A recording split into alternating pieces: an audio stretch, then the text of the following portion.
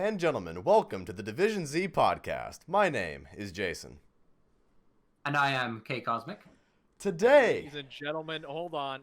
I am COD Zombies HQ, and welcome to your weekly dose of the Division Z podcast with Jason and Cosmic. Take it away. hell yeah, man! Welcome to the show. What an intro. Welcome to the show. We're glad to have you on. Absolutely. I knew I had to get you on the show after last week. You know, like everyone's like, you sound like COD Zombies HQ, and I'm like, you know what? I'm gonna get him on the show. And that's what's gonna happen. I needed it. Shoot your shot, man. It was awesome. I really enjoyed the podcast that I listened to last week. Like I said to you guys before the stream started, I think this is definitely the premier Zombies podcast that I've listened to. So I'm excited to be on and excited to see what you guys can do in the future with this. Well, I really appreciate that means a lot to man. us. Yeah. Yeah, that's awesome. We appreciate that so much. We've got 2 new followers before the stream even started, I noticed. So thank you for the new follows.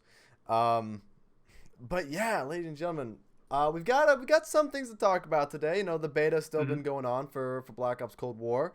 It's pretty fun. Yeah. We also have today, I don't know if y'all saw this before the show, but it was literally just like now. The new Pawn Takes Pawn quest was just updated on the website. And they already solved it, and we have an extra day of the beta. So that's good. Like, nothing wrong with that. Yeah, honestly. I'm down to play the beta for one more day. Yeah. I mean, I was honestly thinking, like, this was going to be something for Warzone or something like that. But, hey, a surprise to be sure, but a welcome one. Any more free content that people can get their grubby hands on is always a good thing, right? Exactly. Especially if it's for providing feedback and people that play multiplayer. Exactly. Yeah. I mean, you know, obviously the multiplayer community, I wouldn't say they get, like, the first dibs priority on everything, but, like, the multiplayer community definitely takes a front row seat in regards to a lot of what, you know, certain content gets pushed out and, you know, sort of the... Not promotional because they're promoting zombies, but you know what I'm trying to say? I'm trying to find the word in my head, but like... Well, I think multiplayer is their market audience. Like, that's like their main source of income, right? Mm-hmm. So I think the way I would put it is that they want to provide a lot of stuff for them. So, like, you know, they're enticed to, like, you know, spend more money, right? And then we have, which is probably the next big thing, the zombies community. Yeah. I don't think there's a campaign community. I don't think there's a campaign, like, people out there that, you know, you never wow, know. this campaign. You've just offended like 5 people that are going to be very Oh, man. I'm sorry, the 5 people that are in the campaign community. But then at zombies were... Well, that's something that they stopped doing a while ago, which is was something I wish they would continue, is that's giving player numbers in-game for the different modes, right? That way you can kind of see the disparity, because it's going to be brutal, especially with zombies, compared to multiplayer, of the amount of people playing both. True. But it kind of helps you visualize why they prioritize things the way they do, I guess, right? Yeah. Yeah, for sure. Like, Turbo, welcome to the chat. What's up, my guy? Turbo's in the chat. Hello. Yo, what's up, Turbo? What's up, Fazzy and Citrasinks and everybody? Thank you for watching. But I think, you know, speaking of like the player counts and the numbers, I think there's a huge opportunity to see zombie player numbers go up catastrophically with this game because of they're bringing back the old perk system, but with a twist. You know, D Machine looks like it's got a lot of promise. And, you know, I genuinely don't think I've seen this much hype for a zombies game in a while, for like some zombie experience in a while. You know what I'm saying? Like, I feel like Black Ops 4 kind of, you know, people are like, oh, that's cool, it's there, but really, I'm feeling the hype. I'm feeling those high energy levels of hype. I was talking to DK Dynamite in Twitter DMs a little while ago, and I mentioned to him, like, it feels like this is the first opportunity for the zombies community itself to grow since Black Ops 3. Right? Agreed. It's ever felt like since Black Ops 3, everything has kind of been contracting and getting smaller. It's becoming more niche. Now we have guys like Tim the Tatman saying, "Hey, I might try the zombies map for the first time in forever this Wow. year." Yeah. Right? So it seems like that the broadening of appeal is generally a good thing, but how they'll actually translate that into gameplay, right? If it's going to be markedly different from Black Ops 4, I guess remains to be seen, right? Yeah, I think definitely, like I said before, the potential is there, and the new things that they're adding to the game, to kind of cater to the more multiplayer Warzone people with the score streaks, and I saw in the trailer as well, like you kill a zombie and they dropped some items, like someone would drop something in Warzone or something. So you have those elements kind of implemented into the game as well. So it'll be really interesting to see how it all works. Do you guys not mind that, or do you think that's a bad thing? The score streaks. I'm excited. Like, well, I can understand how people be excited, right? It's something new. It's definitely it's exciting to see what it could be, how it's gonna change the flow of zombies, right? I like new stuff, right? But sometimes that new stuff ends up not working. It sounds really good on paper, but then it actually comes in the game. Like Black Ops 4, right? A lot of the stuff sounded so good on paper, and then it came out, and people just didn't like it. Right, yeah, for sure. I think I had a buddy of mine going like, oh, why the heck do they need chopper gunners and zombies, right? It's so dumb. And it's like, come on, man. It's just stupid fun things. Yeah. Right, like at that point, I don't know how they're gonna balance it exactly, but it's gonna be interesting and fun. And if people see that normally don't play zombies and they get interested in trying out the mode, that can't be a bad thing, right?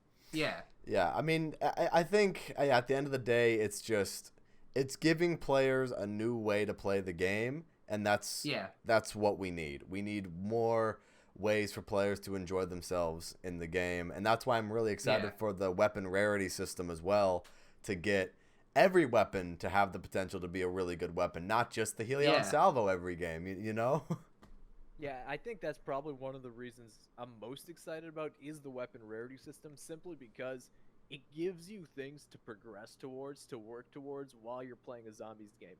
Like, I don't know about you guys, but a major problem I've had basically since Black Ops 3 is it seems like once you get to round 14, 15, you have all the stuff you want, your guns are papped, you're maxed, you're ready to rock, and you don't really upgrade your quote-unquote character for the rest of the game, right? Unless you go down, you have to just rebuy stuff, which is not very fun. This lets you have a method of slowly upgrading your equipment as the game progresses, hopefully a little bit longer than round 14, 15. Exactly. Right? Yeah. Because you could be in round 30 and still, upgrading stuff. Constantly doing in the box for a higher rarity weapon or something like that. Yeah, exactly. Yeah, because you have all these points, right? That would just be sitting in your, on your player for so long, but now there's actually reasons to spend them, like on kill streaks.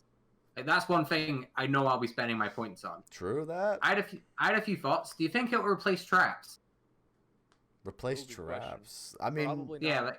It's got the potential to do it, but no, I don't think so, because I think simply in game they're gonna I don't know. I would imagine that Treyarch's like baking in kind of those traps into the environment of the maps themselves. Yeah. Especially with D Machina using a lot. I don't know. I see a lot of electricity themes. I wouldn't be surprised to see an electric trap of some kind in that map. OG electric traps from Verrucht and whatnot. Right. Yeah. But do you think that's how the score streaks will work? They'll be points based, because I haven't seen that confirmed anywhere. The way that I kind of oh, go ahead. Sorry. No. You go ahead. Oh, okay. I was gonna say the way that I see it kind of working is what they did with Modern Warfare Survival, is where you have a buy station, and you can buy the score sheet, you can buy a chopper gunner, war machine, whatever, and then you get to use it. There would probably have to be some kind of cooldown, because if you can just keep buying a war machine every round, or you keep buying a chopper gunner every round, that seems if they want to balance the game, that would be a little bit overpowered. I'm excited for the guys that go in a chopper gunner and then their chopper gunner's over and they're just instantly hoarded by a bunch of zombies. That's gonna be a lot of fun. Just get overrun instantly. Well, then it would have to be a system like just an attack chopper where you don't actually control it, you know? True, but I think you probably will control it. I mean, because I had the gameplay of the whole opening the door and the firing and the minigun. Yeah, that's true. Do you guys remember when Zombies Chronicles came out? That was a problem on Keynote, where you'd go into the PAP and you'd be up in the teleporter room, and then you'd get booped back into the spawn, and the whole map would be just waiting for you. And you'd get insta down. Oh yes, I remember that. Hopefully they give you some kind of immunity or something while you're in that thing.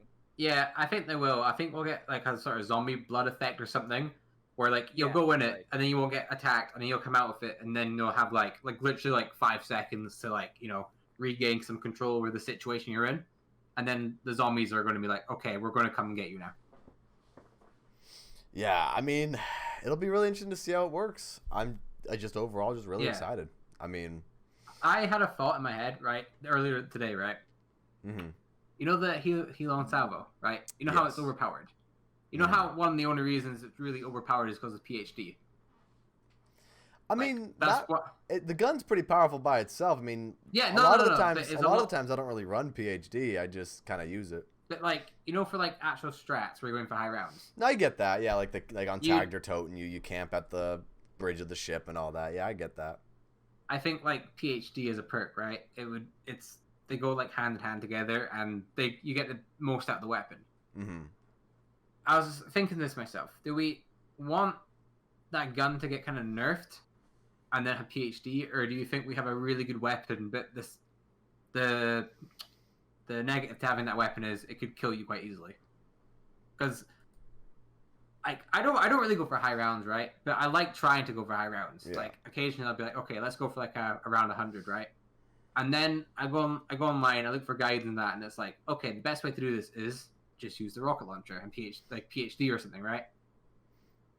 Well, I think the question is PhD going to be in the game at all? Yeah. Right? Or are they going to substitute it to something like a microtransaction benefit of some kind, whatever that system's going to be in this game? Yeah. Right? Like a limited time effect. We haven't seen it obviously revealed so far if it is going to be in the game PhD, so that remains to be seen. But I don't know. I think if you want to use that combo, let people use that combo. True. Yeah. Like at the highest levels, sure, you guys are using Helium salvos. I can tell you, I basically all my gameplay in Black Ops 4 was from pubs. Nobody's using that weapon, right? If it's like a kind of hidden secret for the higher tier players to use and understand what the best perk combinations are to how to use it, I don't see a problem with it. Yeah. Yeah. I think, that's the whole thing about perks too. I think perks are, and I just had a conversation the other day. I remember talking to someone else about this, crutch perks, right? And I made a short little video about this too that I posted, that people constantly talk about crutch perks, right? Oh, Treyarch removed the, Juggernog and all that because they're crutch perks and whatever, right? I've never really believed Dying Wish. I've never really believed in the concept of it. Oh, that's a crutch perk, because in its own right, a perk is a crutch. So every perk can be a crutch perk. Some people, Deadshot is a really crutch perk for them because that's how they like to play the game. And I don't know about you, but in Black Ops 4, Winter's Wail as your tonic is basically a crutch perk, at least for me. Yeah, right? That one's pretty powerful. Yeah, I don't know. What do you guys usually use in your tonic slots other than that, right? I don't see. I mainly use stamina. It's stupid powerful. I mainly use stamina. Really? Yeah, so I can run unlimitedly, and I can run a lot faster for hoarding up zombies and stuff. Right. I mean, if I was to use, I wouldn't use Dying Wish because the effect is pretty much useless, right? Because you know how Dying Wish is, you get your full health after you come out of that, stage of invincibility, but you have a specialist weapon. So if you're smart, you'll just pull out your specialist weapon and you'll get shield. Mm-hmm. But for me, what would I pick? Really depends on the situation, probably. I quite like Stronghold for when I'm camping. That's I like using that one. I might have to go Winter as well, to be honest, or Stamina Up. I think one of them would have to be the one I put in there because you just get the biggest benefit out of all the other ones. Yeah. because my whole idea when playing zombies is you want to like stack on top of each other as many get out of jail free cards as you can. And Yeah. the reason I think that Black Ops 4 and generally like from a kind of casual perspective to an upper tier player perspective is so easy is because you could stack those get out of jail free cards on top of each other quickly. That's a good point. And easy. And there's a bunch of them, right? You get in trouble, you've got Wraith Fires, the dumbest, overpowerest equipment that we've ever seen in a zombies game, right? Yeah. If you get in trouble, then you got Winter's Wail, which is just freezes everything around you, and the effect continues so you can get out of dodge. If you get in trouble, then you've got Anywhere But Here. Just pop that; it's a free thing. Get in trouble again, you got your specialist weapon, and lastly, if you get in trouble, then you have your oh man, I forgot the name of the perk. You just mentioned it. Dying Wish. Dying Wish. There it is. So like that's what, like 5 things that you can use that the middle player. Like if you get stuck, there's just so many tools to get out of sticky situations in Black Ops 4 that it makes it, I don't know, just super easy. From a casual perspective. Definitely. Like when they, they of course they didn't add Juggernaut to Black Ops 4 and they divided it up into different sections. I think it works for Black Ops 4. I think if you were to put some of the Black Ops 4 perks individually into Black Ops 3, I think it would definitely be way more. I keep saying overpowered, but like I don't really know what other term to use right now. But like it would be insanely overpowered because you'd have Juggernog with Dying Wish, and then you'd have Victorious Tortoise on top of that, and then you would have all these other crazy perks, and then plus double tap, it. I don't know. I just think a lot of the Black Ops 4 perks would work a lot better in Black Ops 3, but at the same time, I could see them being a little overpowered. And honestly, I wouldn't mind seeing some Black Ops 4 perks come back for Cold War zombies, to be honest with you. Yeah. I think, in a way, we could see it happening because you have the new upgradable perk system, which that sounds pretty fun. Dying Wish could be the modifier for Juggernog and vice versa, or whatever they decide they want to do. But what do you guys think about this new upgradable perk thing? I mean, we don't know much about it, but what are your initial thoughts?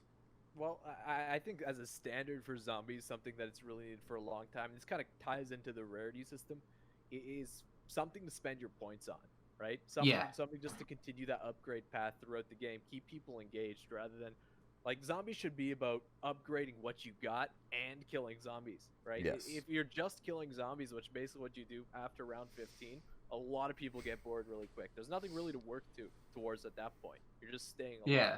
Right? So the impact of those two things, I think, is what makes zombies great, is the constant upgrades and the trying to stay alive.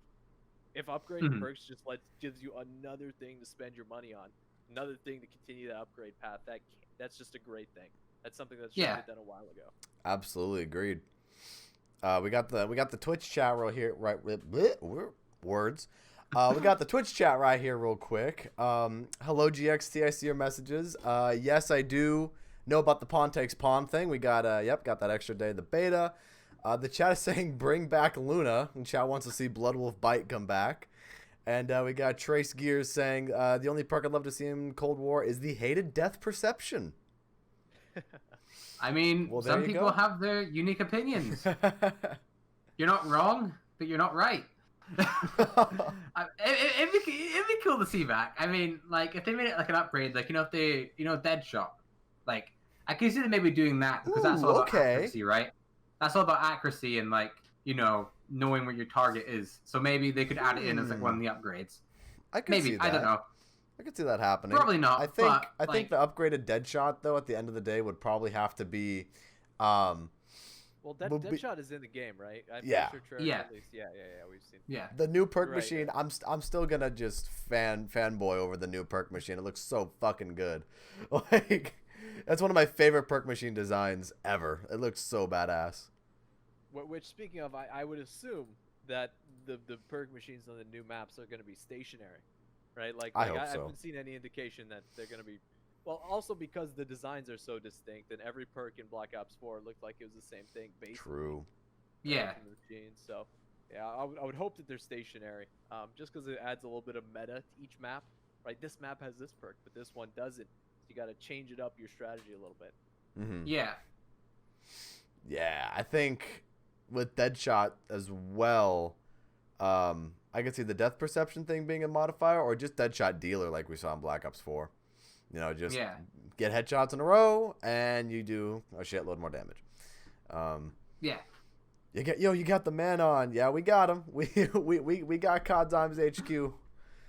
Which one is the real one though?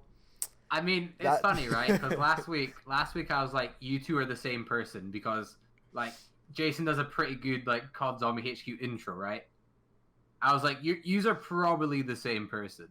Well, you haven't heard each other speak at the same time, have we?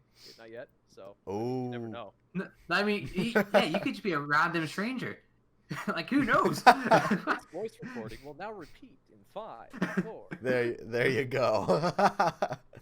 The chat literally just said too. COD Zombies HQ just a recorded version. Yo, this is a pre-recorded stream, guys. This is pre-recorded, obviously. Yeah. You know, we're not reading the chat. Actually, we're just predicting. Big brain. Big brain. Oh man. But well, I was gonna say on the topic of new perks too.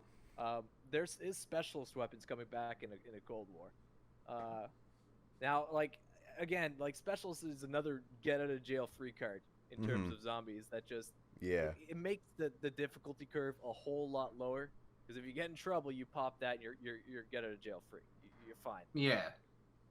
I don't know how I feel about it, to be honest with you. I thought they were a little too overpowered in Black Ops 4. I like not having it really in Black Ops 3 in terms of it always being there. It just added that little bit of difficulty that I think is important in zombies. Mm-hmm. But I don't know. I think adjustments need to be made on how they work. Like, you know how when you use your specialists in Black Ops 4, it knock away all the zombies around you? Yes. Right, yep. Maybe just get rid of that. So, you know, if you're in a pinch and you want to use it, there is still some risk of you pulling it out because it's going to take a second. You're not going to be like completely safe because the zombies aren't going to go like all like just die around you. Right, and well, we know from the leaked kind of specialist weapons and their names, we kind of know what they're going to do, right? Like one's going to have a Winter's Wail effect, one's going to be a zombie's blood momentarily, one's going to be a revive and heal mechanic that's going to be area of effect based. So really, so I actually didn't hear about this. Right, yeah. So we're kind of extrapolating based on the names, but there's the names of the actual abilities that were leaked out there by DK Dynamite and the Gaming Revolution. So we kind of know what they're gonna do, and we also kind of know that they're not going to be really offensive based, right? Like Black Ops 4's were. They're going to be more defensive, right? Reflexive rather than offensive, which is a good thing, right? You should be using those when you get in trouble, not to just kill zombies, right? Mm-hmm. Yeah. So that's really interesting to me. Like, I've never. Also, just in chat, they announced the names of some of them in the official release, but we know about 2 more because of the leaks. Yeah, like I've never been one to like really talk about leaks and things like that, just because I like to be surprised. But like, that's really interesting to hear about that. We're getting different variations of specialist weapons. Where was it? Announced in the official release. Yeah, they talked about it at the bottom of their equipment tab on that. Yeah, I'm gonna pull it up again. Yeah, I think. Yeah, I think I've seen that as well. They mentioned the healing ability, and they mentioned the classes. Ability. Yeah, is that not what? Right. Yeah, the classes. I actually don't remember this. I'm gonna try to pull it up again. What was the article? Black Ops Cold War. I'm just gonna search up Treyarch blog. It might still be posted on the COD Zombies Reddit as the first link. It is. Yeah. That was, Okay, so I'll go to the COD Zombies Reddit real quick. It's the second link down from the top. Damn. And my face looks like I'm in heaven right now because it's all like. Yeah, they said so. They're calling them field upgrades. That's field upgrades. Not specialist weapons. They're calling them field upgrades. Isn't that the thing from Ghosts? Maybe. Yeah, I think that's what they called them in Ghosts. Yeah.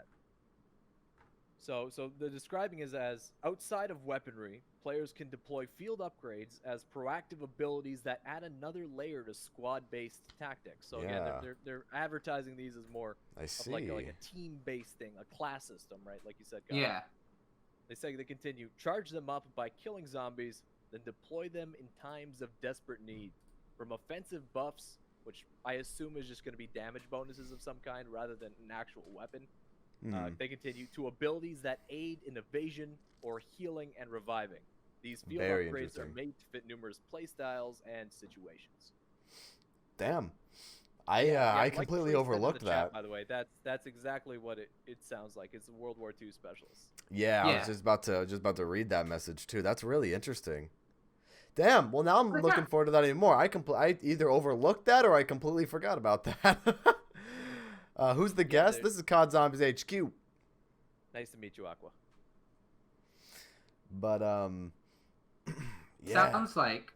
It sounds like they've, going from a different path, not just using the weapons, right? It sounds like there might not be so much of a balancing issue here. It might be more like, since it's more like team based, like helping your teammates and that. Mm-hmm. It sounds like it won't be so overpowered, like Black Ops 4 specialists. I do kind of wish they would get rid of the evasion one. If it is like a momentary zombies blood like it was in COD World War II, I feel like that one's definitely the best out of all of them. And everyone will just run that one. Yeah, and it kind of negates the point of being like a whole team-based thing. Yeah, I get that. That seems like the only one it's for me. It's for me. It's not for you guys. It's for me to get out of trouble. Which, yeah. I don't know. Kind of ruins the point of this whole squad-based Yeah, and you can just use the camouflage to just go revive players, or I need to go buy a perk real quick, and you can just kind of use it for whatever. Which the purpose of the other one, right? Yeah, exactly. Yeah. For reviving and healing, but you just pop your active camo and do the same thing. Exactly. It makes it a whole lot easier. I really like the free fire ability though from World War II Zombies. Like that was cool. That was a fun one. That might be what they mean for offensive abilities, right? Like you never know. It is Sledgehammer working on this game too, right? I assume with Raven. So, yeah. I mean, you got a bunch of studios working on this game, so there's going to be a bunch of cool things, I think. New, fresh ideas that we haven't seen before, just put in, This is mishmash of screaming at the top of your lungs, we need it out in a year, go. Kind of from the studios, right? So. Hey, they're doing a good job putting it out there so far. Yeah. Let's see, we got the chat. No way, I love this guy. Well, we love him too. Let's see, one question for HQ. Why did he stop posting Black Ops 4 videos? Easy. Just because I genuinely lost interest in the content that was being produced.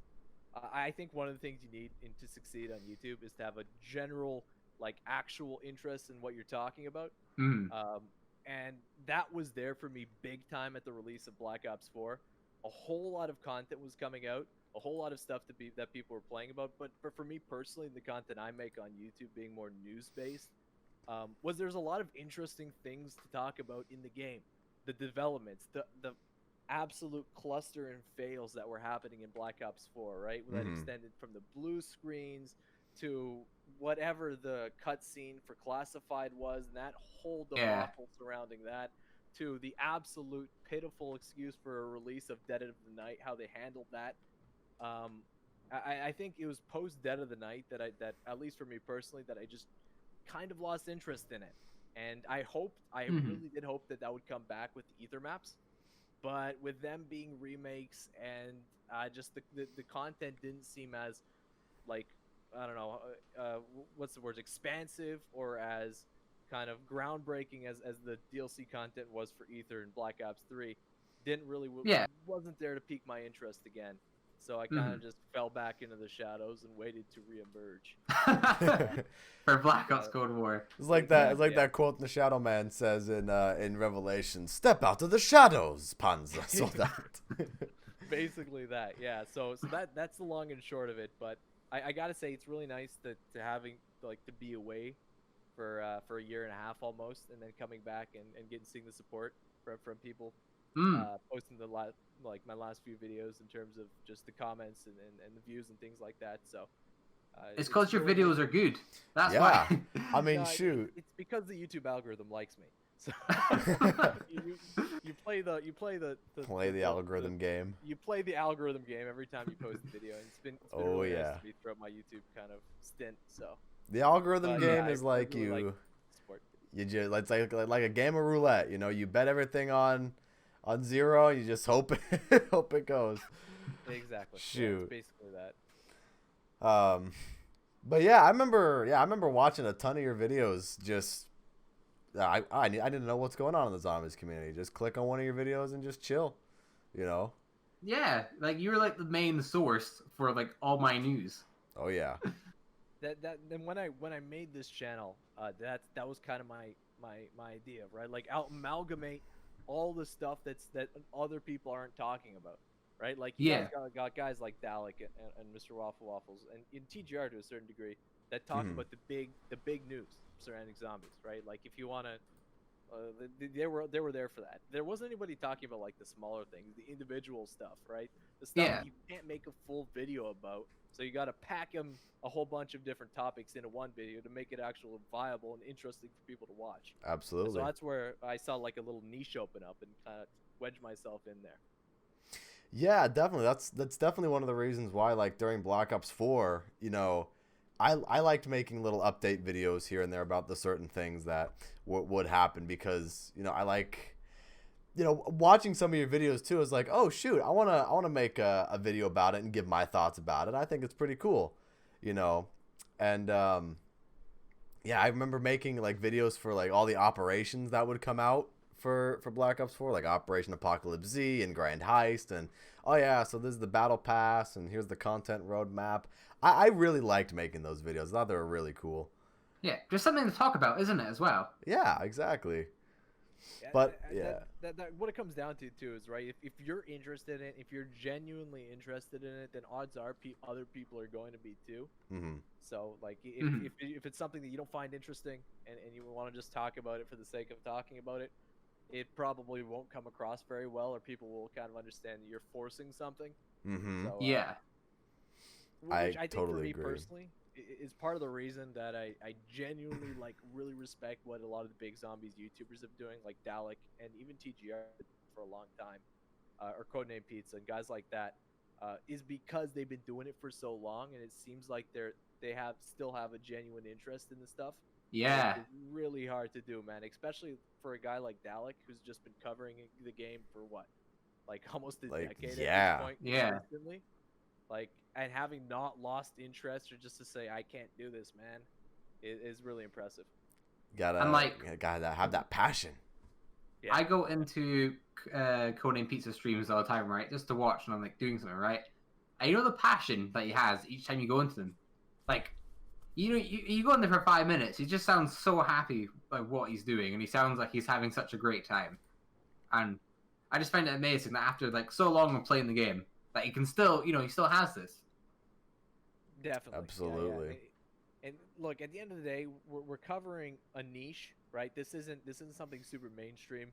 It is a big niche, right? It's the niche of one of the biggest game franchises there is out there. Mm-hmm. But it is still a niche. Like, we're not covering Call of Duty. We're covering Call of Duty Zombies. At the end of the day, that's our niche, right? Like, we can kind of maneuver around that, right? And I think that's where you see a lot of Zombies YouTubers doing that for the betterment of their channels, is to broaden the audience, right? Because the longer we're a niche is just it kind of limits your reach on YouTube or on social platforms in general. But it's one of the reasons too that you have to just give it to people for sticking with it for so long. Absolutely, man. You know, it's, you know, Zombies to me has always been that one game mode that I'll always go back to, you know, even if I'm having a bad day or whatever, I know I can just jump on and have fun with one of my favorite things. And, you know, I might as well bring content to the table with something that I love to do. And, you know, we talked about this last week on the podcast too, because, you know, from an entertainment background, I love creating things too. So to me, it just to me was like, well, why don't I just stream and make videos and make tutorials and stuff? I love entertaining too. Right. Yeah. And then I definitely feel that in terms of like the amount of content that we get released. and having that out there right at release is really important for guys like that. And the thing with zombies too, is like I feel like there's a window, right? There's a window of around 4 to 5 weeks when a new map comes out that there's actual things to talk about that stuff.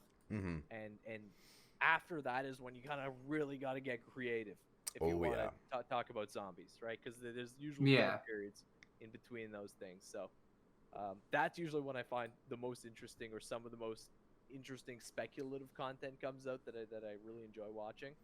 But yeah, I for me personally, the most interesting times for zombies content is usually around maybe 4 to 5 days after a map is released, when maybe the main Easter egg is solved, but like not everything's solved, and there's still stuff coming out about the maps, and people are still looking for things, and there's kind of minor things being found. That's when kind of the interest is more peaked, because then you know that there's stuff that you genuinely didn't expect would be in the map, while everybody knows the main Easter egg's there, right?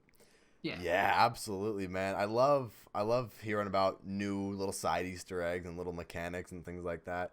That's why I like, at the same time, it was really fun to hear, but bittersweet at the same time. The QA tester that got fired from Treyarch, and he was just like, "All right, guys, so here's all the stuff that's in the game." You know, Nuketown's coming back. We're getting a mansion map. There's this, there's that. You know, it was a little bittersweet to me, because it's like, you know, the community didn't like, have that surprise factor. But at the same time, it's like, you know, those are cool little Easter eggs. Like the Viking Easter egg on 9 is one of my favorite little side Easter eggs in Black Ops 4. And which is one of the things that see, my kind of opinion on leaks is, if it's kind of general, then I like it, as it gives us something to talk about the game, right? Mm-hmm. Like if we didn't have some leaks that came out years ago, or whatever, whenever they did come out, that didn't reveal exactly how to do things, but rather revealed kind of general details of things to come, that promotes conversation about the game and the content and the mode that wouldn't have been there if those kind of stuff wasn't released. Yeah. I think that anything that gets people talking about a game mode is a good thing, right? I think that some kind of leaks that promotes exactly how to do things in game that players shouldn't know, that's a bad thing. That's obviously a bad thing. Yeah. Agreed. And, you know, it's one of those things, too, where so many people are going to try to spread, you know, fake news, for lack of a better term, you know, about, like, you know, leaks and things like that. And then people start to spread that around. And, you know, it's kind of, I agree with you that's the thing. But the zombies community did start, like in whole on the idea of speculation. Right. So like, if you're speculating about leaks, or like if they're real or not, I can see why that would be like, oh, it's fake news. But on the other hand, it's like, this community started based on speculation. Sure, it didn't start based on speculation about leaks, but if you got nothing else to speculate about, then that's basically the core of what this community is from the ground up. Totally. I totally get that. Yeah. It's just one of those things to me too. Like, remember last year when, I think it was around like Alpha Omega, right? Where everyone was like, Jason Blundell was fired. You know, he's not there right now. And then that article was just not true. And we know that something was happening behind the scenes. Of course. There's a few things, but I don't think he was fired. Like, I think the official response was he was moved to a new project. Yeah. Right? He was not affiliated with the zombies directly anymore, or his role of director of zombies, as it were. Yeah, and then of course now he's actually not there anymore. You know, he left back in February. I wonder what he's doing. That's a good question. Yeah. Because you can't find him anywhere, really. Like, you can't. He didn't have any socials or anything like that, but no, like I've looked multiple times, right? Because like I kind of want to see Jason, and you just can't find him because he's not that type of person. I can see him taking a break from, like, I mean, he was in a pretty high profile role at Treyarch for quite a long time now. True. And I can see how that take a toll on a person, right? Yeah. Yeah. I mean, especially in a series like Call of Duty, with all the ups and downs that comes with. Absolutely. I definitely, you know, I think Jason Blundell definitely has the chops to be a lead developer somewhere else, you know, whether it be, you know, at Treyarch or not. Maybe he'll make a comeback and go to maybe a different studio that works on Call of Duty. Who knows? Maybe he'll do something completely different. But I definitely feel like he's definitely got the chops to be a lead developer somewhere. And hey, I'm looking forward to seeing anything in the future from Jason Blundell. You know, just because he left Zombies don't mean we gotta not, you know, see what he's doing. Although then again, at the same time, like if Black Ops 4 in the direction that went was his vision for where Zombies should go, and evidently Black Ops 4 didn't meet expectations for a bunch of community, then it's nice to see what we're going to see, which is a change of public faces. True. That we get to see in the Zombies community, right? So not saying that Black Ops 4 Zombies was a disappointment because of Jason Blundell. Of course. But the direction matters, right? Evidently that caused whatever happened later in this DLC season amongst shifting roles and things like that, right? So at least in Cold War now, we kind of see a new changing of the guard, and we'll see how they deal with it. Yeah, it feels fresh. I think the, you know, them actually sitting down and talking. If the 8-minute clip they had for Zombies, right? Like we got the trailer, and then they actually went into detail about stuff, and just seeing new fresh faces talk about it. Just I don't know. It feels like we're going in a good direction. Right. The only problem I had, and I was really worried about this, especially before Black Ops 4 was announced, and some of the details that people have been talking about publicly and behind the scenes, is that we've kind of lost all our champions for Zombies, haven't we? That are in the studio. Blundell's gone. Lee Ross is gone. Craig Houston's gone. So all of our public faces Craig's not gone. Oh no, Craig Houston's still there. It's David Cameron. Sorry. David Cameron, that's who I was But all our public faces for Zombies that we kind of knew were the lead devs of the mode, that champion the mode, are gone now. So who's that left there to champion the mode besides Craig Houston, right? But I'm also hearing kind of behind the scenes that Zombies is still a priority of Treyarch and Activision, and they are still devoting a lot of resources to it, which is something that obviously for us is a very, very good thing. Absolutely. Yeah. We like to hear that stuff. Who is that guy on the in the reveal? Corey Lemcool, I think is his name.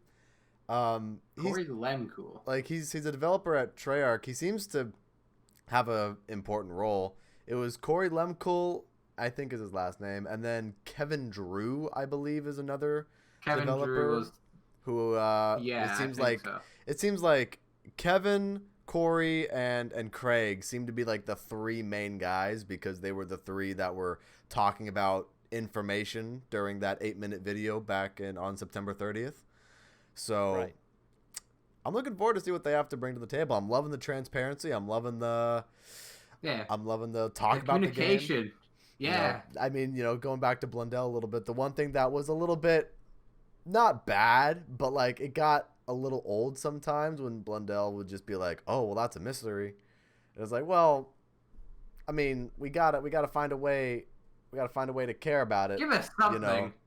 You know, that's something that was a consistent criticism too throughout Blundell's reign as director of Zombies at Treyarch was communication, and that it was lacking at times in terms of not necessarily of like, oh, what's the next map and things like that, but more so, issues within the game that people want addressed and to know that things are being looked at and worked on and things like that. And that came to a head. Definitely. That definitely came to a head in Black Ops 4. And I think Mr. Rafflewaffles kind of led the lead into the public perception of blue screens and then the negative effects that it was having on the community. Agreed. And he took a lot of flack from that. And so maybe with better communication, that kind of could have been stalled or curtailed. Yeah. But we'll see how that works out in Black Ops 4 or Cold War. Yeah. The problems in Black Ops 4, right? Sure, they were bad, but they actually talked to us about the problems there. Like, they give us updates like, "Hey guys, we know there's a bunch of problems. We are really working on it," right? Yeah. And we've seen some progress with the fixes in that. That'd be great. I just think Black Ops 4 main problem towards the kind of from the start it was all right, but then towards the end it just was completely gone with the communication. And I think Cold War, one of the things it really needs to focus on is communication. Give us weekly updates, like actual not so much in-game updates, but I mean just news in general. Yeah. We're working on a few things here and there, there might be we've heard that there's a bug going on. We're going to get that fixed as soon as we can. Just something. Well, the thing I is, will say after the big outrage with Black Ops 4 and the blue screens, if you guys remember, after that kind of came to a head, they did start doing weekly patch notes. I was just about to say, yeah. Right, yeah. So they had really good detailed breakdowns of what they were working on, what they were fixing.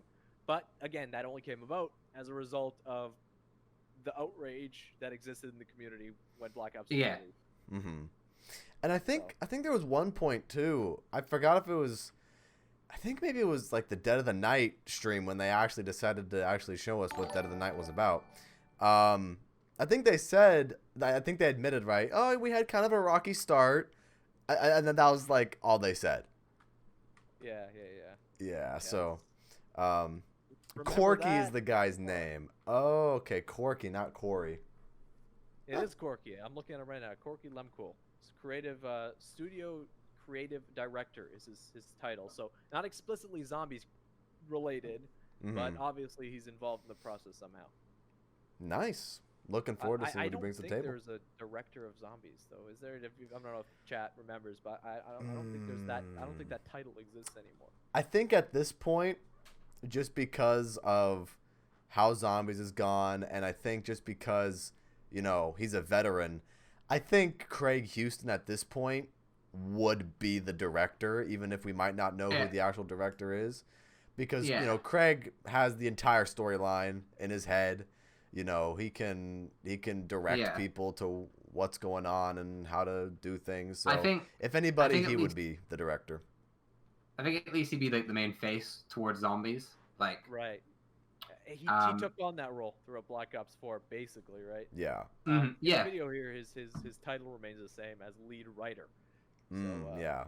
Obviously, it's more focused towards zombies, which is interesting. So. But. Well, if I could transition here, speaking of Craig Houston and writing, I think it's been confirmed that we're playing as multiplayer operators in zombies, at least for Die Maschine. Yes. How do you think they're going to make a coherent storyline while not playing as set characters?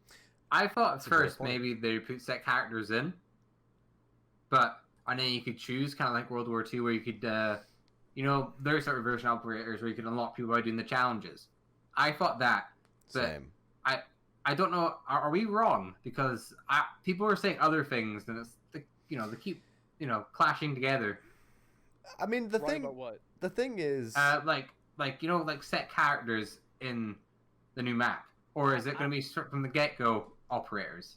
See, I don't think that's been 100% confirmed either way yet, but I'm pretty sure if I recall that you're playing as operators from multiplayer that you choose, similar to how you can play as any operator in multiplayer where there's a million woods running around.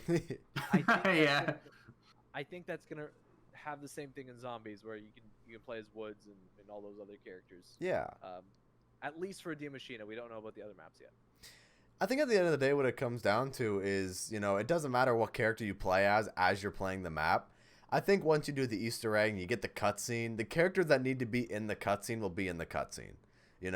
Like World War II, you could play as the BAT agent, and then you still got your other characters in the ending cutscenes. Even that is do you need set characters in order to tell a coherent story, right? Can you make an interesting story in a narrative without having set characters? I think you could in the context of zombies, just because, I think if you want more of the story, like if you had a set number of characters that you're playing as on the map, they're gonna have their story quotes, and they're gonna have whatever as you progress throughout the Easter egg. If you chose not to play as them, then you won't get the story quotes and you won't get any of that.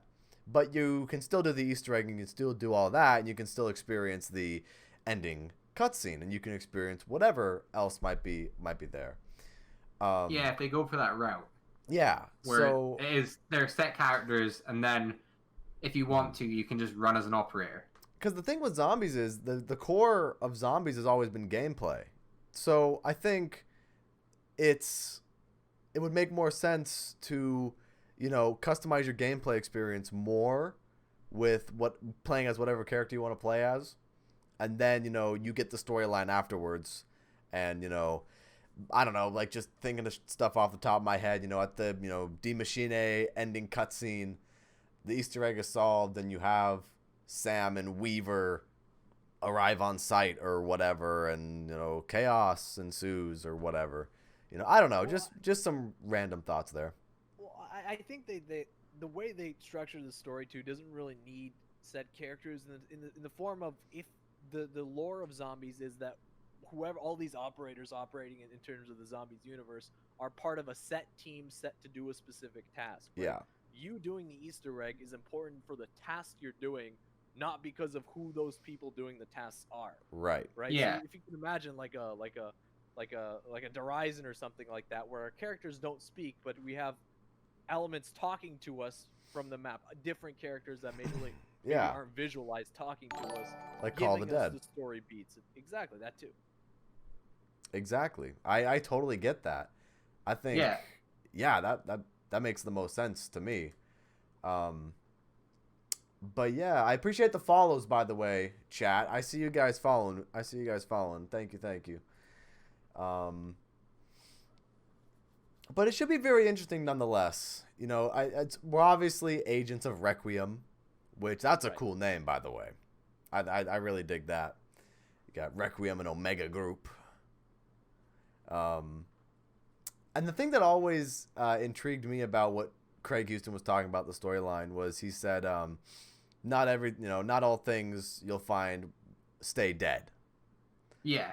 That's what's I'm curious about.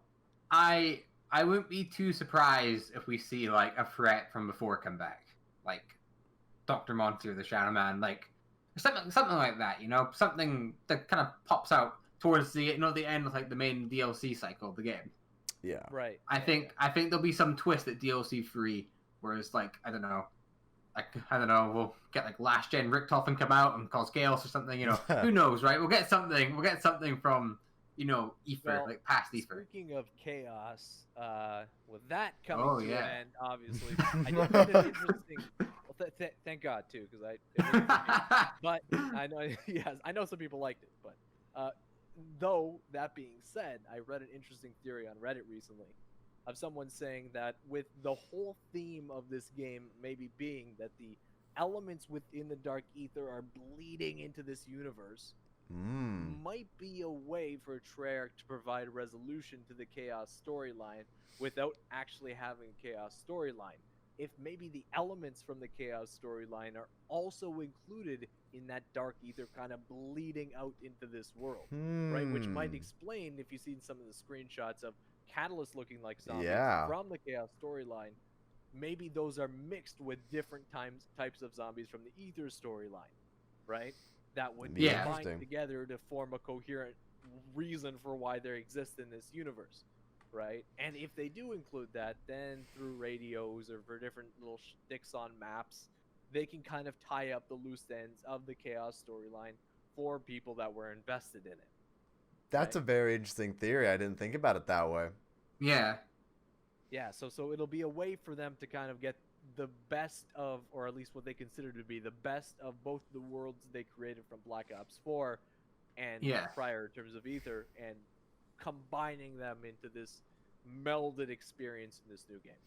Yeah. I mean, hey, it can definitely work. You got Know Your History as one of the slogans for Cold War, and the Chaos storyline had a lot of historical elements to it, the Titanic, ancient Greece, and things like that. I don't know, that might sound like a bit of a reach because it's more of a Cold War based game, but hey, you got to know your Cold War history too.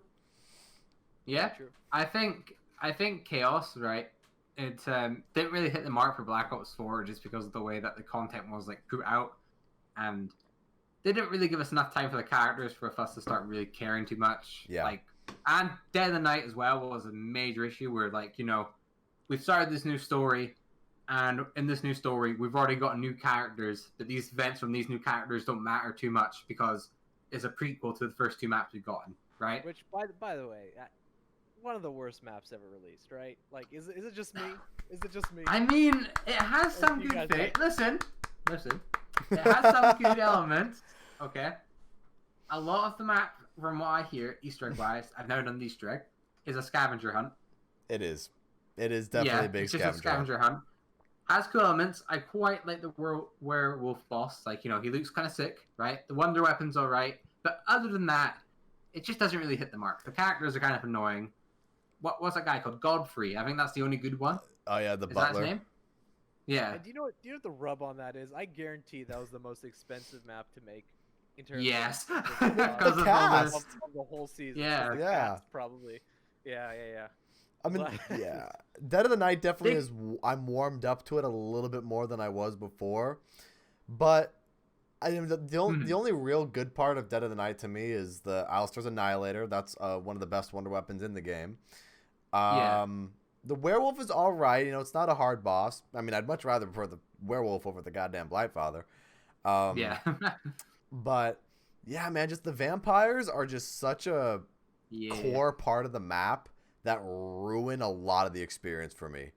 I think. I get that. Yeah, I think it's not as bad as Voyage. I don't really like Voyage of Despair. It's just bad. that's another one that's Voyage is kind of whack. Yeah. It's a yikes.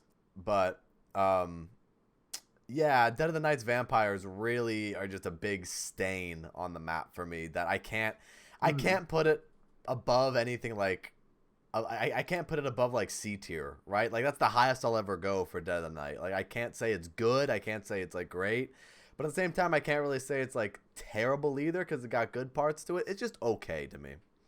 Well, that's the thing. Yeah. Like Trey said in the chat, that's why one of the reasons I think Zombies is so great is because we can have such varied opinions on it. He really likes the map. He likes the charm of the map. I'm the exact opposite. I really don't like the charm of the map. I find it extremely uninteresting. And the fact that we differ in those opinions is great. Yeah, right? absolutely. It means that it's the reason why when I say that Die Rise is the best map in Black Ops 2 Zombies, that you should be offended. Right? Yeah. but really, it is the best map in Black Ops 2 Zombies. You'll be happy. I bet you were happy about the billboards that Johnny J put up. Yeah. I can't believe that actually happened though. We should talk about that for a second. Let's completely move on to this, right? This man had one dream, right? This man had one dream to make a billboard to get his favorite Call of Duty Zombie map remastered outside of Treyarch's like close to their studio, right? Where they see it every morning because they drive in that direction. Oh yeah. And he did it. He just went off and did it, right? It sounds like you think he'd be making it up, but no, he did it. Well, he crowdfunded it. Yeah. Yeah, right. Yeah, it was crowdfunded, but at the end of the day, it happened. He didn't manage. He didn't like him and the donations he got. I think I donated something as well. I can't remember. I think I donated like a tenner or something because I just wanted to see it happen, right? In the middle of a pandemic. Right? Yeah. that's where the money's going, chat. The fucking Die Rise. Well, it's like I don't know if you saw the Treyarch responses to it, but it was like of the official Treyarch employees posting. Yeah. Wait, did they? Hey, I didn't see this. Yeah. Oh, my boss just sent me this. Oh, isn't this great? Too bad nobody's near work, so we only see it through social media. Oh, they're all working from home. Yeah. Right. Yeah. It started before the pandemic introduced lockdowns to work from home. So it's right by their office, right at the highway exit there. Yep. But there's no one at the office. But they still saw it via social media, so I think that's the most. I think they got the message on what they need to do next. That's the most important thing, 100%. Damn. Hey, you know what? When the DLC cycle starts for Black Ops Cold War, and we get a reveal trailer of Die Rise Remastered, we know who to thank. Yeah. Well, I all think I'll say is that I think DK Dynamite has talked about this publicly, but it could have been a thing if the circumstances were different in Black Ops 4. That's Potentially. all I think that. Well, in terms of like what people have actually seen of that's all I'll say. That it could have been different if circumstances were different in Black Ops 4. I think DK Dynamite has talked about that a little bit more publicly in terms of Die Rise and how that happened in Black Ops or could have happened in Black Ops 4. But there's proof of, let's say, that could have happened. So, absolutely. Remains to be seen. I mean, I think. Well, I think they definitely had something on the back burner to try to do something with old maps.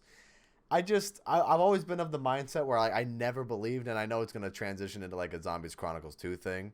Like, I never really believed in the concept of a Zombies Chronicles 2 just because the maps that were like already available were, to me, like if you were to group them all into one big package of a DLC, you know, it wouldn't be as potent as it would be to, let's say, just completely overhaul Transit and just make Transit one big core upgraded experience, you know, and not have like Die Rise take away from that or Buried take away from that. Which I think is going to be the direction that they're going from, both from what's Yeah. been publicly released in terms of like a lot of speculation too, with Victus being involved and things like that. Right. A lot of people are speculating about, and also things, of course, that have been leaked and talked about behind the scenes. But the question is this a good thing? Right? Like I've talked about this in much of my YouTube videos that I've released. Do we want it to be Black Ops 4 Zombies Round 2 Electric Boogaloo? Right, in terms of the actual content release. Not really. Definitely I want new content. That's exactly my own thing too, right? Like, while getting Transit and Die Rise Remastered is fantastic, we kind of had that same shtick throughout Black Ops 4, right? Yeah. And people weren't that interested in Nuketown Remastered and Call of the Dead Remastered, ultimately, right? I think when they're a part of a set DLC season. I think if it was a separate thing, just as like, you know, like I don't think they call it Zombie Chronicles 2. I think they call it like something new, like a DLC pack where you got all these maps remastered, right? Like in what, like, you know, like a Zombie Chronicles DLC, right? I think that would be okay, where it doesn't affect the main DLC cycle. The one map I'd honestly want to see from that is Transit. That's the one thing I'd like to see what they could do with it new. Like Buried and Die Rise, like I couldn't really care less. Like they're not much you can change. Yeah, Buried's a good map. Like it's a bit easy, right? But there's not really like a lot of flaws with it. It'd be great to see it back, but it wouldn't be my main focus. I want to see what they could do with Transit, which is an absolute train wreck, and how they can make it good. True. And, well, actually, you brought up a good point that I didn't really think about before.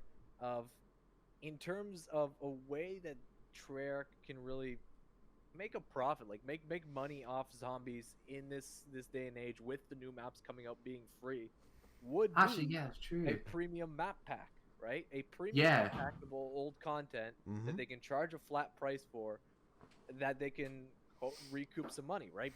Zombies Chronicles was the best-selling DLC, COD DLC, I think, ever. I'm pretty sure. Like, especially in terms of monetary, of how much that thing cost and how much it sold, it made them a boatloads of money. I don't see why they wouldn't bundle those remastered maps together again, release it as a premium map pack for Cold War on top of the free content that's being released with the game, right? Like that would make sense to me business-wise, right? But it could be kind of like this, right? You know how they released Modern Warfare's campaign remastered, the second one, right? And now it's like a separate purchase. Yeah. It could kind of be something like, I would see it something like that. Like that'd be interesting. They say that all post content is pretty much free. So I don't know if they could sell it as like DLC. I think they could definitely make it as a premium. If you include it as a pack together, they definitely could. Probably have to be a pre-order bonus. No, not as a pre-order bonus. I think it would be later down the line of Cold War. Maybe after the seasons have died down, they release it as a premium, simply how they did for Black Ops 3, right? In the same way that Zombies Chronicles content wasn't included in the Seasons Pass, I think that they can include this as a premium map pack for zombies specifically to sell to the community. And I think the community would, if the content's there, would gladly buy it. Absolutely. With that as well, there's quite a lot of things you could like get with it, Operator Rise. So you could get like the Victus crew. You could get like a Ted skin. You could there's a few things you could get from that, like as well. They could make it like you know, on the shop. They can make it like a big bundle where you get the free maps and then you get a bunch of additional content as well. Maybe, yeah. Like Stassi in the chat, I see you, buddy. Yeah, I see you in the chat too. I think that'd be cool. That's actually really smart too, because then it kind of makes it appeal also to the multiplayer side or the Warzone side. Exactly. Right? I'm gonna buy these for skins. Content. Exactly. Yeah. And you also get some great maps on top of that. Yeah. That seems to me like, also, I'm not sure if you guys have keeping up with the videos I post or what's been going on in the community in terms of leaks or things people are speculating about, but there is speculation that the content like we see from Transit or Die Rise might be making a return in some fashion in Cold War, right? That's I seen your video about it, or Kino in some cases too, but yeah, it's again something that they could maybe sell on the side, and that would make absolutely. sense in terms of, and also it would make sense in terms of not pissing a lot of us off that really want new stuff, right? That really want new stuff. My thing is here's how I look at it, right? You know how NAC's going to be to the new zombie map, just a tiny % of the main actual map, right? Yeah. I think if they're going to have maps where like they introduce Kino into like a new map, it has to be sort of that same thing. Like, you know, Kino, it shouldn't be any more than like 30% of the whole map. It shouldn't be the main focus. There should be a lot in the, like if they were to do that. That'd be interesting. Yeah, it has to feel like a map with Kino in it, not with Kino with expanded areas. You know what I mean? Well said. I think I left a comment on your video as well saying that it'd be kind of like, you know how NAC is the transit? You know how you can find NAC just in the middle of nowhere? Yeah.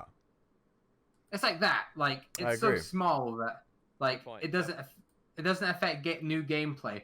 But if you want to go that route and go to Kino, you could. They could even make it like, you know, the main map. A lot of players probably wouldn't know how to get to Kino, but like, you know, if you buy certain corridors and go down like an alleyway or something, then you come across Kino the Choten, just a rundown version of Kino the Choten. Which I think is one of the reasons why the remakes didn't feel that remake-ish in Black Ops 3, right? Like, it still felt like Nuketown. It still felt like Call of the Dead, even though there might have been some new areas, right? But if this is like, if they're advertising it, this is Berlin, but Kino is part of the map, then I can get behind that a lot more. Mm-hmm. Because then there's nostalgia for old players. Mm-hmm. What they could even do is they could have their main map, and then they could have a spin-off survival map being Kino. So the DLC comes out, and you get the main big map, which is, I don't know, we'll just call it Berlin for now, right? And then alongside that launches a Kino der Toten sort of remake, where it's just a small survival map. And it wouldn't be too hard for them to do, because the map's directly in the game. Which I think I've seen some people talking about this in terms of leaks, but would you guys think that it makes sense if they're going to implement this with Nacht being in Die Maschine, include a version of Nacht in there as absolutely. What's a small map from COD World War II Zombies? What was it called? The Grossen House. Yeah, Grossen House. Absolutely. Do it like a little Grossen House, right? It's already there. Yeah, exactly. Lock it off and make it a Nacht. Exactly. You know, we've seen that with, you know, the transit and the subdivisions of that with Bus Depot Town and Farm. Yeah, might as well do it, you know? I mean, again, it's more content. It's more things for us to do. Release Die Maschine and put this Nacht version out maybe a few weeks later. Right? Just here, take some new content. Keep people engaged. Right? Exactly. See, what is the chat's popping off here? It says, I think they know they have to please the community with this one due to the failure of Black Ops 4. See, tons of multiplayer-based people praying zombies is good, so there's some load off the sweat of multiplayer and slow pace of zombies. I agree. I hope it has a good launch without the crash of Black Ops 4. Yeah, that's the one thing that Cold War Zombies definitely needs. It needs a smooth launch. It needs a very smooth launch, so we don't have a repeat of Black Ops 4. I want to say two things about his message there, and the second part I think is the very last line of his longer message is important, where he says the slow pace of zombies. I think they're directly addressing that, because if you remember, we're starting with whole weapon loadouts, right? Yeah. I think they explicitly mentioned now we're going right into, like, it's going to be hectic off the bat rather than slower paced, which should help draw more people in. And secondly, I know you guys have been kind of keeping in tune with the beta a little bit more than I have. Have people been reporting crashes or any kind of issues with that recently? I mean, not from what I've seen, but I hear that some people have experienced some just, you know, weird bugs and crash and things like that. But I actually have seen this one where on that Armada map with the boats in the water, you just get on a boat and then it does that thing where it just launches you across the map. That's great. And then you're out of bounds and you die. That's like the one major thing that I've seen. And before the podcast started, actually, I saw on Twitter, Gaming Revolution put on, people are starting to hack the beta. Yeah, I've seen that. Yeah. People are. He's ballsy for putting that video up. I'm glad he did it, because I watched it. It was just really interesting. Yeah. Angry, to see how easy it is, and it's there's ridiculous. links in the videos on YouTube to show you what you need to download to use it. So, you know, if I wanted to right now, I could type in how to hack in Cold War. Find that video, click the link, and then Ridiculous. It's like how could like why? You know, like what? Yeah, why? It's a beta. It's a beta. Are you hacking on a beta? And even on like the normal game too. Like, why you gotta do that? Why you gotta do that? Yeah. Well, and also it's one of those things where Clement said he got 2 crashes on PC. I couldn't actually run on my current PC. I was telling you guys before, and my PC is about decades old. I'm running on an i5-3570 processor, and I couldn't run Modern Warfare. It would blue screen me. It would actually crash my computer every time after about 15 minutes of playing it. Shoot. So like I'm building a new computer, so hopefully that's not an issue.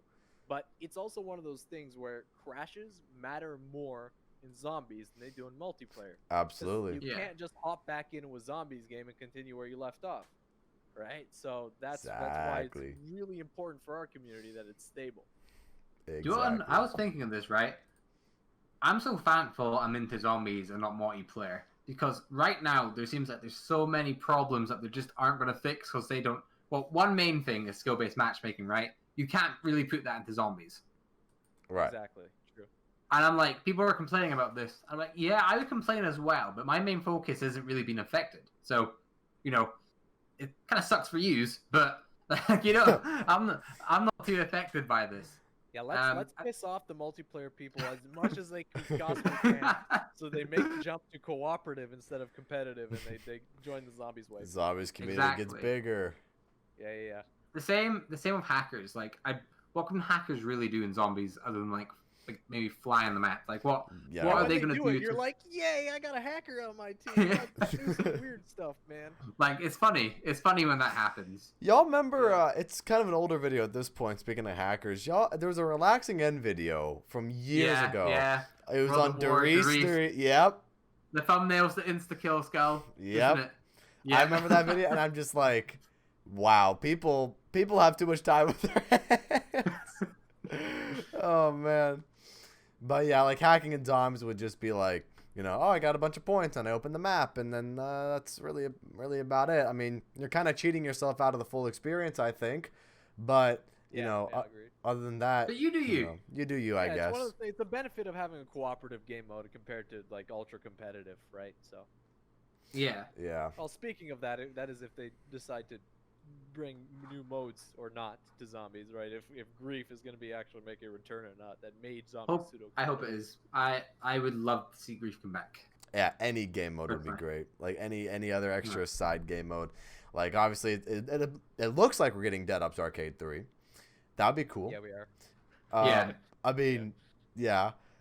I wouldn't even mind seeing Rush come back from Black Ops 4, but just more polished. Because they didn't even fun to play. They didn't even touch Rush the entire cycle of Black Ops 4. It's still 3-hit. I didn't get any fixes. Yeah, it's still 3 hits. The zombies are still ridiculous. The dogs are still stupid on Rush. Like, although the shtick of Rust, I think they're trying to implement into the main game, right? Like the appeal of Rush was you get started right away. You don't have to pay for certain stuff. They open as you go. Right? Just constant action, blah blah blah, right off the bat. Which is, I think, what they're trying to implement into the main zombies mode now. Right, just to have that action right away feeling. Right, and I totally get that. I think that's definitely a good thing. It's just like the fine tuning of what we've had in like the classic game mode. Didn't really carry over into Rush, and it's a little frustrating. But I definitely like to see a more polished version of Rush. Gauntlet wouldn't even be a bad thing to see come back either. But don't give us a sticker when we complete it. I don't know about you guys, but for me, the biggest thing for Gauntlet was don't make Easter egg steps included in Gauntlet achievements, simply because if you play with people that don't really know the Easter egg, then you're screwed. Like, you can't play it. Yeah, definitely make a good point. If I play my friends, like they're not going to sit down and watch a half-an-hour guide. Right. Yeah. Yeah. They just aren't. Like, that's not the way they think. So if one person knows how to do it, it's trying to wrangle like rabid dogs of trying to get other people to fix stuff, right? Yeah. So if you're playing like the Dead of the Night or the Ancient Evil Gauntlet, you're basically blocked at a certain level because you're not going to be able to do these steps with people, which just ruins the experience. So make it challenge based, not Easter egg based. If they bring back gauntlets, I think it should be more like what you as a player can do, like getting headshots or getting certain like body shots, like I don't know, maybe defend off. Right? Yeah, defend off a certain area for like a minute. or something. Like, just stuff that isn't like, you don't need to know how to do it, but it's shown to you on screen. Because, you know, I tried to do the Voyage one, right? And it's like, what map was it? The one where you had to build the shield? And it's like, I don't know how to do this. I don't know how to build the shield in this map. Yeah, I'm not going to look up a tutorial, like, to find them either. I'm just not going to play this. I'll come off it. Yeah. Which, if we as seasoned Zombies players are going and being like, screw this, man. What do you think anybody else that's a casual player the mode is going to do? Yeah, right? Yeah, exactly. So, like, it instantly just shreds off a huge portion of the player base that'll ever play the mode to, like, the very tippity top of the Zombies player base, which just makes it pointless from a development standpoint because you're now investing time and resources into something that... And there's something no one's playing. You're not making any money off this. Yeah. Yeah, and it just has generally small appeal to begin with, right? So. You know the thing that always was weird to me, how they added the hard mode unsinkable gauntlet and then no other hard mode gauntlet for any other map. That was weird. You know? And like the hard mode gauntlet is one of those things that you guys are talking about where you just no one plays that and no one wants to deal with the hard mode gauntlet. The Voyage of Despair gauntlet's already a pain in the ass because the Voyage of Despair isn't a good map. Why would I want to do the hard mode gauntlet on that? Like, it's the exact reason why on my channel it's 1.15 million Twitch channel points. It's like totally out of reach. You gotta suffer somehow, I guess, for that amount of channel points. That's for sure. Exactly. Well, it also, they try to introduce difficulty, right, into Zombies too, with using health as the modifier. But the thing is, of course, like if you're someone like me that likes to play pubs to get gameplay and things like that, no one's playing any other difficulty but the regular. Right. Right? Yeah. You're not gonna find anybody, so like that kind of ruins that. But I get that. I was thinking to myself as well, right? You know how you could change difficulties in Zombies before? Do you think they do that Black again? Ops 2 they could, right? Yeah, Black Ops 2 and Black Ops 4, right? Yeah. Like you could change the difficulty.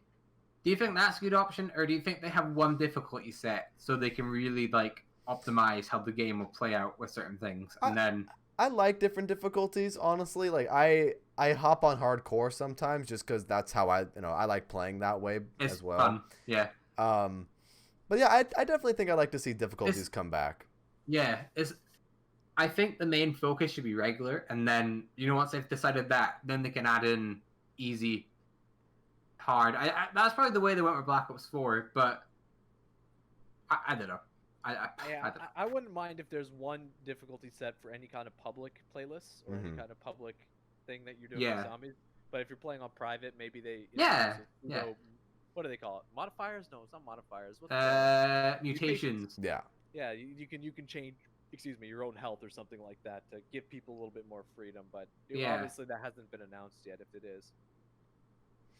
Yeah, I mean, still, it gives people more it gives players more ways to play the game, and that's what it comes down to at the end of the day. That's a good thing, and that's a good thing, So you know what? I changed my statement. I want difficulty settings.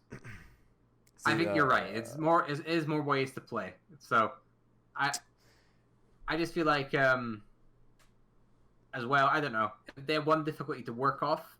Yeah, I get what you're saying. And then they can bounce stuff out. Yeah. Yeah. But I also feel like with them letting you basically have any weapon you want going into Zombies, that's different from, like, I know people were saying, well, you can bring really good weapons to start with in Black Ops 4 Zombies, right? You can have your SOGs and your whatever your MOGs and whatever you want to bring in. But you've got to be a certain level in Zombies in order to actually bring those in. So if you're a new player, you're starting with a pistol. Exactly. Right? Mm-hmm. Now with the whole combined progress theme that we're going for in Cold War, if you're a multiplayer guy wanting to play Zombies for the first time, you can start with your AR and your whatever secondary weapon you want, be already a decent level, so you hopefully can unlock certain things to give you a competitive advantage, and play with people that play Zombies regularly. Exactly. Right? Yeah, so it lowers the barrier of entry, which is a good thing, without changing the difficulty, which is very important. Yeah, absolutely agreed. A lot of upside, a lot of potential for Cold War, as what the bottom line is at the end of the day, man. And I'm really looking forward to it. Can it be November? Can it be November 13th already? Come faster, please. Come faster, please. I need the game.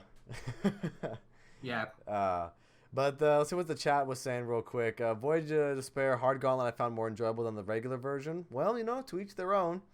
Yeah. Essex, oof. Yeah, those are big oofs on the gauntlet there. I think they're trying to focus on replayability through game mechanics instead of just all the game modes that Black Ops 4. I'm upset that those like Zombies Prestige will be leaving. I mean, I like Prestige and whatnot, but I think it's time for that universal ranking thing, and I think that's definitely a good thing to add. Cause I don't know about you guys, but I'm the kind of guy that even in multiplayer where I never prestige just because I don't want to work my way through unlocking a talent. I get that. Again. So all my zombies games I've ever played, I've never prestiged once. Now I can keep leveling up. It's kind of so I guess it depends on your playstyle, right? If you're someone that likes prestige and likes that mechanic, I can see why you kind of be disappointed getting away with it. Someone like me personally, I'm excited I can still ranking up without losing all my progress. It feels like. It's going to be good as well to rank up a gun in zombies and then be able to use it in multiplayer and not have to play through games in multiplayer to be able to use it. Or if you're someone like me that just doesn't have any interest in playing like the competitive multiplayer modes, if they have more on arcade-based modes like Infected or something like that, then I can already have some kind of weapons loadouts going in to play that, which is more appealing to me personally. Yeah, I love Infected. I think, to be honest, the last good Infected was probably Ghosts. Like, Ghost was, like, multiplayer was not good, right? But, like, the Infected was good because there was camping spots and low health. So you would survive really long. And especially with Cold War seeming more arcade-based, quote-unquote, than Modern Warfare was, which isn't to everybody's cup of tea, and I understand that. Hopefully they maybe delve into those more arcade game modes and things like that, which I think just broaden the appeal of multiplayer to people that don't really play like me. Yeah, I can see that. We've got a very interesting comment in the chat here. We'll touch on this, and then we're going to have to wrap things up here for the day. But sure thing. Do you think Easter eggs will be more core gameplay or still more half and half like usual? I think it'll still be more half and half personally because I think that formula works. But what do you guys think about that? Do you mean like if like an objective pops up on screen and it tells you what to do, sort of thing? Like where like more. It's not finding out what to do. The game's telling you what to do. Yeah, like kind of like the World War II system, maybe, is what I'm kind of getting the vibe off of this one from. I think the World War II system for the first map was the best Easter egg method of delivery that we've ever had in Zombies mode.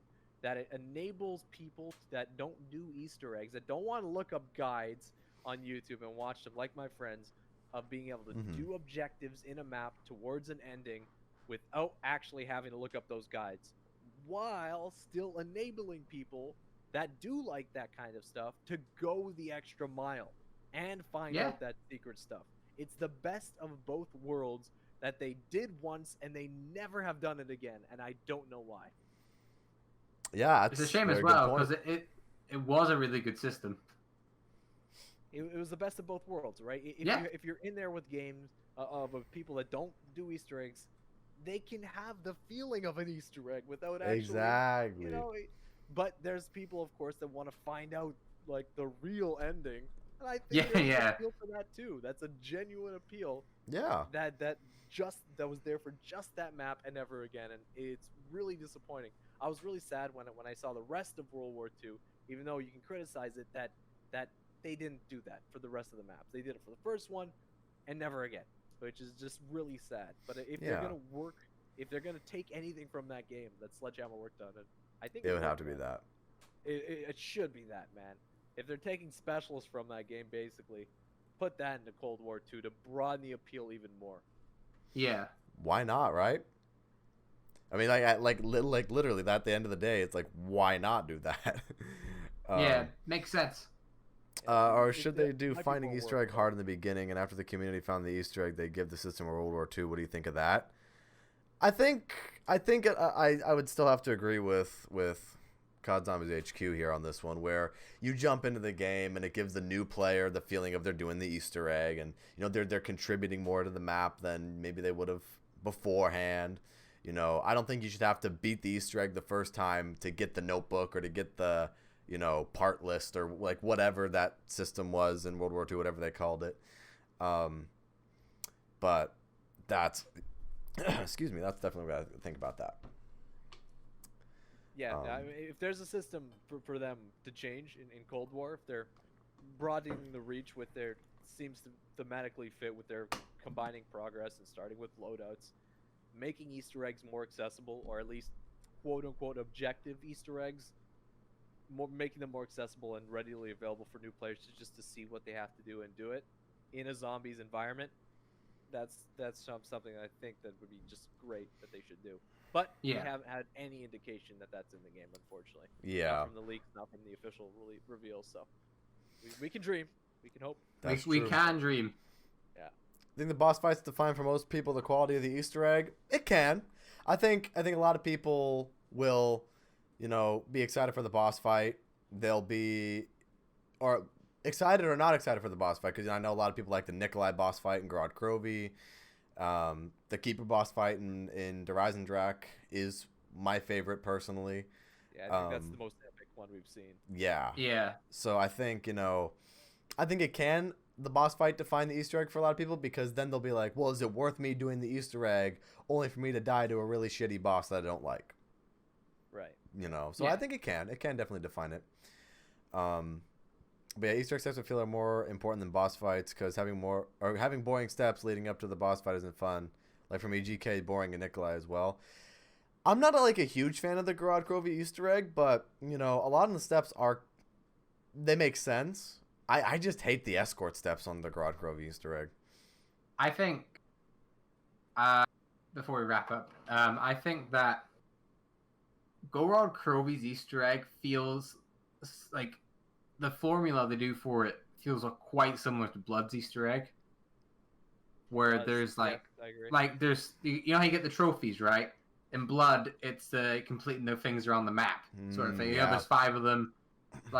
You have the bit before the sort of fetching bit starts, and then you go do your trophy bit, and then you'll have a few more things after it. I'm pretty sure, like a few things, right? And then you can get put into that boss fight. Those Easter eggs are very, very similar, right? You brought that up. It's true. Yeah, the way they're formatted. I don't like Gorod's Easter egg, to be honest. I think it's quite just bad. I like the boss fight and I like the map. Yeah. But the Easter egg's just I wouldn't go on it to have fun. I can see that for sure. Yeah. Definitely. Grod Krovi's a fun map, just the Easter egg can be kind of tedious. Yeah. But ladies and gentlemen, I think we had a lot of really good topics to talk about today on the podcast. Thank you guys so much for watching today's episode, and again, special thank you to COD Zombies HQ for coming on the podcast. I think it was a great time. Yeah, I had a fun time, guys. I love talking zombies. It's always good to do, talk about what you're passionate about with people that feel the same way. So I'm excited to see what you guys are going to do next, and keep watching. I appreciate that, man. That means the absolute world to us. But yeah, guys, thank you guys so much for watching today's video. Or actually, hang on, I'm gonna do your voice again. Ladies and gentlemen, thank you for watching today's podcast. If you did enjoy and you haven't already, go ahead and hit the thumbs up button. Subscribe if you're a brand new viewer here on YouTube, and if you want to, follow me right here on Twitch so you don't miss another live stream. Beautiful. 10 out of 10. But yeah. I'd sub. But anyways, yeah, in all seriousness, thank you guys so much for watching, and we'll see you guys next time. Peace. Ow! Goodbye.